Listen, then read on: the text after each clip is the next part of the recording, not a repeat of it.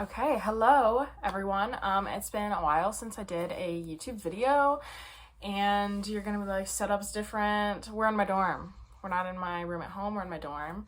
The window is open. If you hear little critters, little creatures, I just heard some birds, so that would be what that is. But it's 2023, and last year I did a video of what books I read each month, every month. And my goal for this year is 101, because last year I read 100. And so this year I want to read 101, just like add one to what I did last year. So that's my goal. But instead of doing monthly videos, I'm going to kind of split it up into quarters of the year, because I just feel like that will be more effective for everybody. So yeah, I mean, I'm just going to start because this will probably end up being kind of long. So far, it is today, April 3rd, and I'm going to do January through March, what I read. And right now I'm at 35 books. Okay, so the first book I read, I'm going to scoot over a bit. So, okay, we'll put covers here. The first book I read in 2023 was Beyond the Wand by Tom Felton. And I borrowed this from my friend Chloe, if she's watching. I read it from December 31st, 2022 to January 1st, 2023. I read a lot of books in January. I was off for most of it. My school didn't start back until January 21st, so I was trying to read a book a day in January, which didn't end up actually working like that, but so definitely at the start of January, there is quite a few books right out of the gate. But I give it 3.5 stars. I thought the ending was pretty rushed, and I wish he would have talked more about his other acting experiences. Like, I know the main majority of it and the main point was to talk about Harry Potter, but like, he didn't really touch on being on The Flash at all. And I watched him on that, like, when it first aired. I used to be a really big Flash fan, and there's just some other stuff that he could have talked more about, I feel, at the end. And then I read Murder on the Orient Express by Agatha Christie from January 1st to January 2nd. I'm trying to get into more classic stuff, more like typical high school reads this year, because I really didn't have much of a reading experience in high school, like with COVID, and I took like college courses instead of doing regular high school reading. So I am trying to kind of catch myself up a bit. And I had watched the movie. Yeah, I'd watched the movie like honestly a couple times, so I knew what was going on. I gave it 3 stars. It was a good classic murder mystery. I'm sure it was like innovative for the time, but like reading it today, there's just so much better mysteries out there, and I just wasn't like super intrigued. I also thought the format was pretty repetitive. Like, you figure everything out via these interviews. So it's just like, we interview this character, then this character, then this character, this character, and it slowly builds up to an understanding, but it just was repetitive. Then I read Elsewhere by Gabrielle Zevin. I don't know how to pronounce that, but I read that on January 3rd. I gave it 3.5 stars. I thought it was a cool idea, but I didn't really connect with like most of the characters. The execution was like, I feel like it could have been more. Then I read The Last Letter from Your Lover by Jojo Moyes. I had seen the movie because Joe Alwyn, Taylor Swift's boyfriend, was in it, and also Shailene Woodley, and I think Callum Turner. Oh my gosh, like low-key stacked, but the movie was not that great. So I read that on January 4th. I don't remember if I said. And I give it 3 stars. I thought the perspective, like, and time shift was kind of like difficult to follow, but like, because I'd already seen the movie, I understood it. But I think as like a first-time reader, I would probably have trouble understanding it. That's also part of the point, is that they're like uncovering what happened, like at the newspaper or whatever, but still. And I also just thought it was a little bit boring at parts. Then I read Good Morning, Good Night, Little Pep Talks for Me and You by Lin-Manuel Miranda on January 7th. I gave it 3.5 stars. I don't really typically read this format of books, but like, it was short. I'm trying to do a little bit of different style books this year as well. So I read it, and I just thought it was cute, but it was like a little bit repetitive and a little bit nonsensical. Like, he was just going on about anything, but that's kind of the point. So I read Atonement by Ian McEwan. Ian McEwan. I don't really know how to say that, but I read it January 6th to January 7th. And I give it 3 stars. I had seen the movie before. Geez, I'm just reading every book to movie adaptation ever. I thought the idea was creative, and like the actual like commentary on the book, the overall arching message kind of leaves you like stunned. Like, I remember the first time I like was like, when I watched the movie. Obviously the book didn't have the same effect because I had already known what happens, but I feel like you definitely would if you read it the first time. Outside of this though, it was kind of boring and some like incredibly slow-paced scenes. And then I read How the King of Elfheim Learned to Hate Stories by Holly Black on January 9, and this goes along with the Folk of the Air series, which I read October, November-ish last year. And I give it 3.5 stars. It was cutesy. I love the Carden and the Jude content. And it was much needed while I waited for the Stolen Heir, but it just didn't really add much. It wasn't really super great. Then I read The Spectacular Now by Tim Tharp from January 7 to January 10. And you can see this is where I start to stop with my like everyday reading because this one kind of took me a little bit to get through. I give it 3 stars. It's just not that good. It's so, I don't know. Like, nobody is likable. It's just not very enjoyable. And then I read The Imagineering Story by Leslie Iwerks, which is also a docuseries on Disney+. This book is massive. Like, this is the biggest book I think I've ever read. It is huge, like humongous. I wish I had it so I could show you guys, which also, obviously, most of my books are at home. That's why I'm just going to pop in pictures instead of showing them because I'm at college. So, yeah.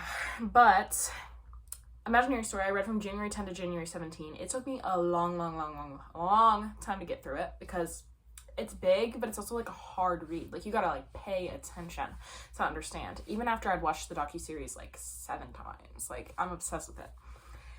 But I give it 4 stars. I think even though it was like absolutely massive and took me so long to read, it was like so worth it. And it's just a more detailed version of the docuseries. So if you don't really feel like going to buy this massive book and reading this massive book, definitely watch the series because it's just super interesting and intriguing. And I read Pride and Prejudice by Jane Austen. Yes, this was the first time I'd read Pride and Prejudice, but of course I've seen the movie a million times, the 2005 version. And I read it from January 17 to January 19. I give it 3.5 stars. It's the original enemies to lovers. Like, you can't outdo the doer type of thing. It feels like there's a lot of filler in it, especially compared to the movie. But the other thing was that all of the best scenes, like all of my favorite scenes, were only in the movie. Like, I didn't realize some of the stuff in the movie was only in the movie and not the book. Like the scene in the rain with Elizabeth and Darcy and like the it's, what is this called? Like a gazebo type thing, like structure, not in the book. And also the ending scene, like they're like sitting in the garden scene or whatever, is not in the book. I was like, what? So I was just like, oh my gosh, all the best things are not even in the book. Okay, I was ready. And after that, I came back to college. This is when I came back to college, and I read The Hunger Games by Suzanne Collins. We're all familiar. This is the second time I've read it. The first time I read it was in 5th grade. And I read it from January 21st to January 22nd. I give 4.5 stars. It's just so addicting to read.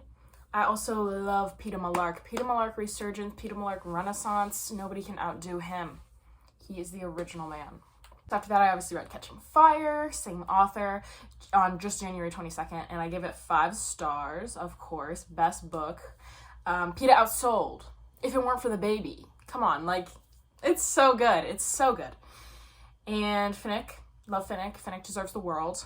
Overall, though, like, amazing plot. Like, I remember the first time I read it, I had my jaw dropping at every corner, every twist. Then I read Mockingjay, January 22nd to January 23rd. So, like, overall, I read this entire series in the span of, like, 2 days. And I give it 4 stars. It's not as strong as Catching Fire, not as strong as the first one, but, like, it's just an outstanding political commentary. Like, nobody can do what Suzanne Collins did with this series. Then I read Weather Girl by Rachel Lynn Solomon. I had read this because I love Today, Tonight, Tomorrow, which is one of her other books that I read twice last year. And so I was like, I need to read some of her other stuff because I just love that book. This book, though, I was super underwhelmed. I don't remember if I said I read it January 23rd, January 24th, but I gave it 3 stars. I was just thoroughly disappointed. Like, I love Today, Tonight, Tomorrow so much, and this book just left me like, really? Like, that's it? It's just, like, super millennial, which maybe that's for some people. Maybe it's for the millennials, but it was not to my taste. I did like, though, that it just wasn't a simple romance. Like, it tied into, like, mental health and family issues as well, which I feel like isn't super typical, especially with like, it's like about kind of an older couple. People are gonna be like, girl, they're like 35, but you know what I mean. Most romance books are about like 20-year-olds, so it was just refreshing. Then I read Love and Other Words by Christina Lauren on January 25th. I give it 4 stars. I really did like it. It's just a simple romance story. Like, there wasn't anything super new or jaw-dropping going on, but like, I still find myself coming back and thinking about it. Like, it was super simple, but super enjoyable. It's super memorable.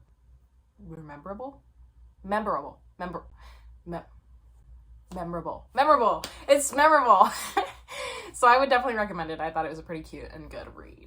Then I read Ninth House by Leigh Bardugo. Leigh Bardugo queen, I love. But let's pause. I acknowledge that some people say that this book is problematic. I didn't hear about that discourse until after I had read and purchased it, but like, I understand where people are coming from. So I read that from January 26th to February 1st. I give it 4 stars. I feel like the start was really confusing, but like, once I kind of understood what was going on, I liked it. It just like took me a while to be like, girl, what is going on? Also, like, my brain physically for the Ninth House could not separate Darlington, the main guy, and the Darkling, one of the main guys in her other series, Shadow and Bone. Like, I was like, Darlington, Darkling. Like, in my brain, they're the same person because it sounds so similar. It's the same author, like, her books. I was like, you know? So Leigh Bardugo, please stop naming your main guys starting with D-A-R. Challenge. I challenge you. So that's all for January. There was a lot of reading done in January. Kind of starts to slow down once I come back to school, February and March, but like, I'm still got a consistent, I feel like I did like 9 a month, February and March, so we'll see those next. Okay, so the first book I read in February was The Stolen Heir by Holly Black from February 2nd to February 4th. And I give it 3.5 stars. It was like about what I expected for a spin-off of The Cruel Prince. Also, this is like the most random and funny thing, but no idea why. But when I was reading it, I could only ever picture Oak, the main character, as Maddie Healy. And that just really threw off the vibe. Like, I don't even know how to describe. But, yeah. Moving on. Next, I read The Scarlet Letter by Nathaniel Hawthorne from February 5th to February 6th. So this is, again, me catching up on stuff I should have read in high school but didn't. And I just give it 2 stars. It was so, like, what? But I was just not a fan. And also the introduction pages, at least in my copy, basically gave away the entire plot. Like, I thought they were just going to be like an intro, but it really basically just straight up explains the entire plot of the book. And was like, hey, here, by the way, here's what's happening. And now you get to read it, but like in a challenging way, rather than just in this cute little summarized introduction paragraph. I was like, so then I read it, and I was like, did I just read the entire book in like 1 paragraph? And yeah, yes, I had read just the entire plot of the book in like 1 paragraph, and so then I had to just read the book again, but in a really complicated and like 1800s speak way, and I was like, okay. Next, I read The Atlas 6 by Olivia Blake. From February 7th to February 9th. I'm really late to this book. Everybody was loving it in 2020. But I give it 4 stars. I was really confused, honestly, because I really thought that Nico and Libby were going to be a thing. And then it threw me like for a complete loop when they weren't. Like, the first couple chapters or something, I was like, oh my gosh, like, I love this. This is going to be like academic rivals to lovers, like enemies to lovers, like love eating it up. And then Nico's on the phone with, what's his name, Gideon? I'm like, wait a minute. So I was just like thrown for a complete loop. She set it up so perfectly and then was like, nope, we're going to turn around 360 and go a different way. It's like, I was just so confused. And then I also thought the ending was super rushed and confusing, which maybe that was the point. She was trying to make like a cute little cliffhanger for the spinoff. Or the sequel, I mean. I think that the characters were, like, enjoyable and, like, she did a good job at making them complex. But almost, like, it was like she was trying too hard to make them enjoyable and complex. You know what I'm saying? The whole, like, premise of the book is, like, you can never really understand people's motives and people's, like, where are people at? You're always going to be left a little bit in the dark. But I feel like it was, like, a little bit too much of that. Like, almost so much so that it made it unnecessarily confusing. And we'll get to the Atlas Paradox later on, but I think that one does that way, way more than the Atlas 6. Like, I liked the Atlas 6. I would recommend it. The Atlas Paradox, on the other hand. Next I read The Raven Boys by Maggie Stiefvater, but I read it from February 10 to February 11. I gave it 4 stars. TBH, I could not tell what was going on for half of it. Even though this book's meant for like 12-year-olds, I could not tell what was going on, but it was so addicting to read, I could not put it down. And I think so far Gansey is my fave. Everybody on TikTok has like their lanes and their biases. I don't know, this isn't K-pop, but you know what I'm saying. And everybody's just super particularly passionate about this series. And I haven't really reached that point yet. I've only read the first one still, even though it's April, I need to buy the rest of them. But I would say Gansey's probably my favorite based off the first one. Then I read The Maze Cutter by James Dashner. It is the newest addition to the Maze Runner lore, the Maze Runner verse. I read it from February 11 to February 14, Valentine's Day, and I give it 1.5 stars. I was thoroughly disappointed because I enjoy the Maze Runner and I enjoy the Maze Runner series, but this really actually genuinely sucked. And there's also way too many characters newly introduced to keep track of. And it's so short, like you don't ever spend enough time with any of them to understand what's going on. Then I read Pride and Premeditation by Tirzah Price from February 14 to February 15.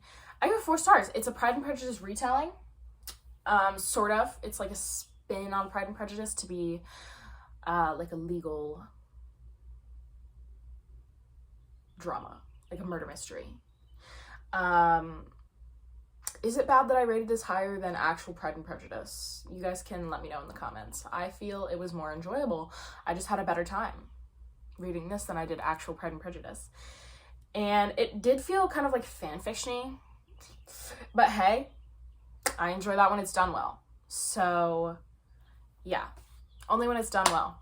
Cough, cough, Allie Hazelwood. Cough, cough, love hypothesis. Cough, cough, that's not done well. But this is an example of where it feels fanfiction-y, but it works and it is enjoyable.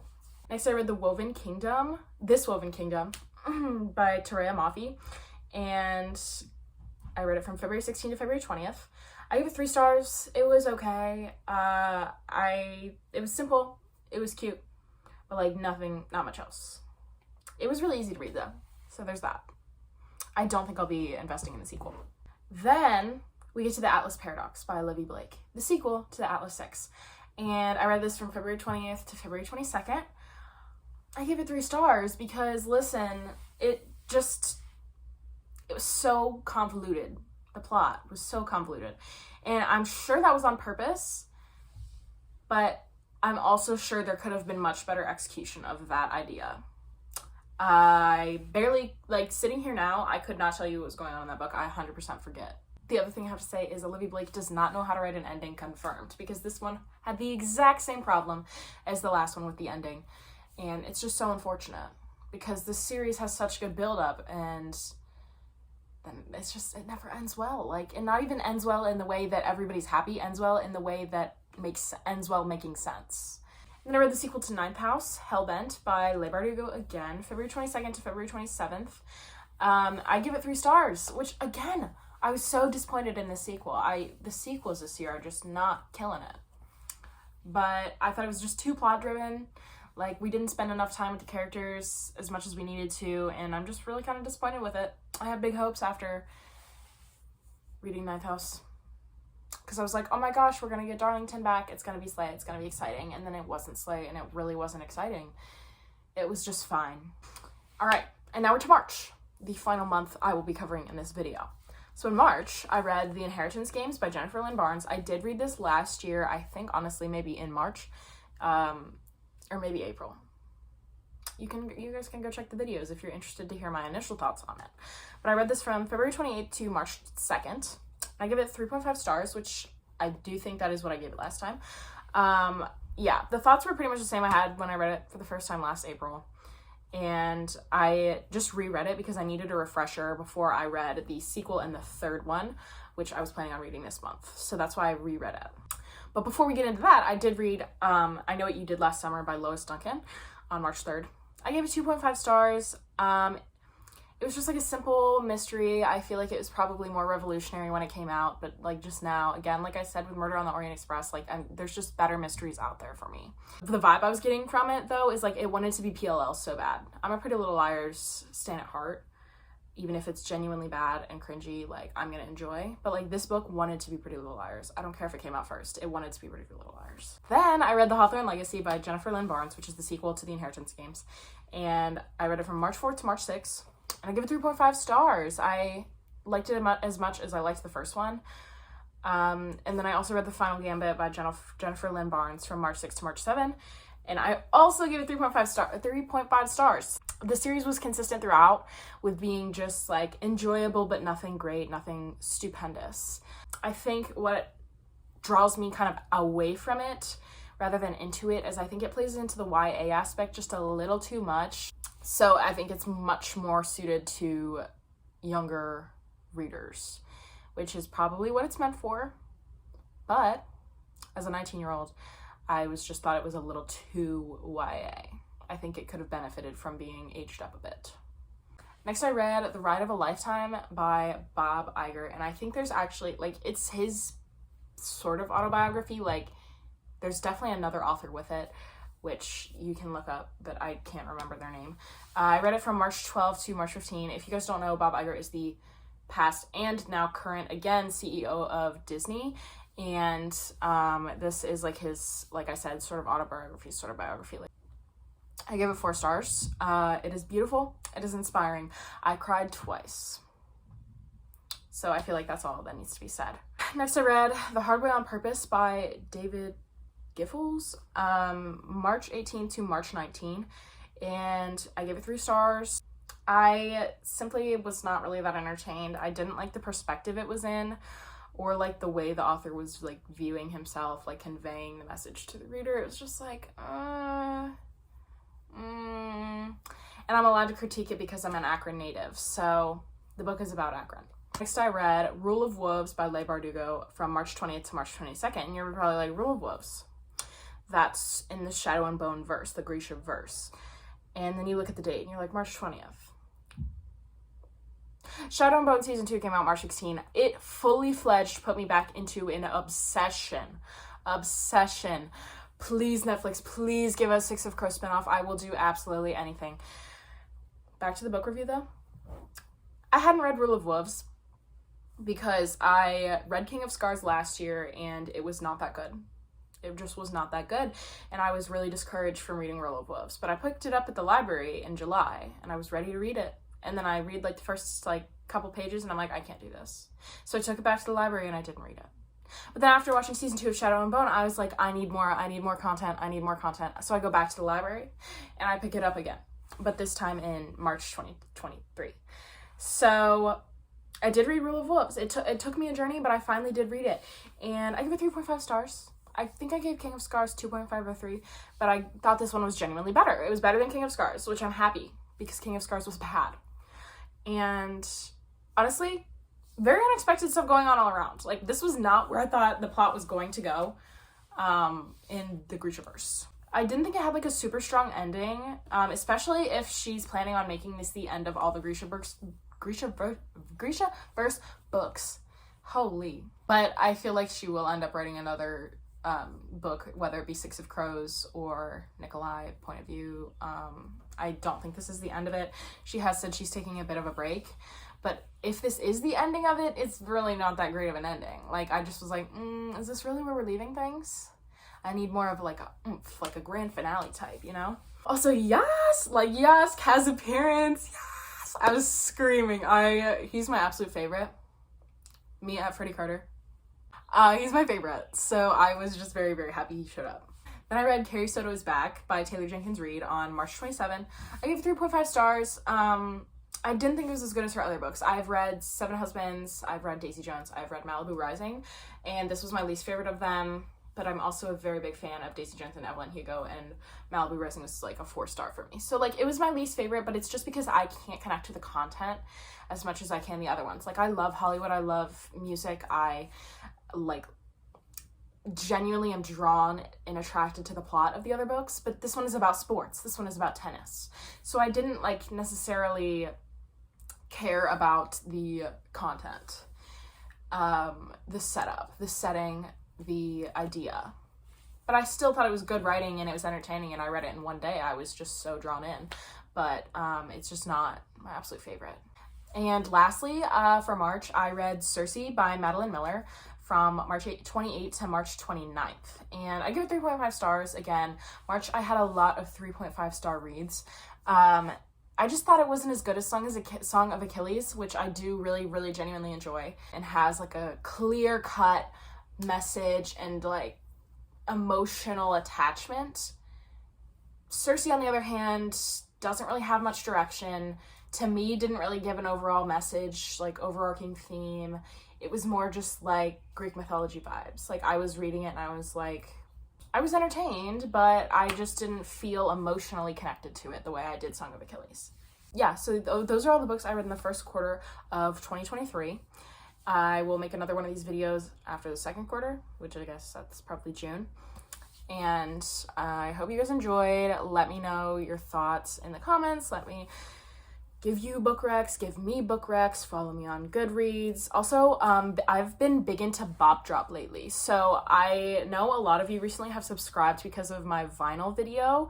If you subscribed because of my vinyl video and you made it this far into this video, thank you. And also, I am a very big music enjoyer as well as books.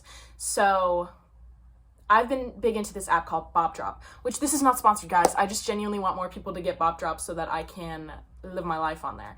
But it's just basically like Be Real, but for music, where you just like post a song twice a day, and it's like a social media. And I've just been enjoying it. It's just fun to see what people are listening to and get new music recs and also give music recs. So if anybody else is like a music fan, a music lover, download Bopdrop and follow me. I don't really remember what my username is, but I'll link it, or I'll put it in the description, as well as my Goodreads, if I can figure out how to do that again. And yeah, I mean, I feel like that's it. Like, comment, subscribe. See you guys in the next video.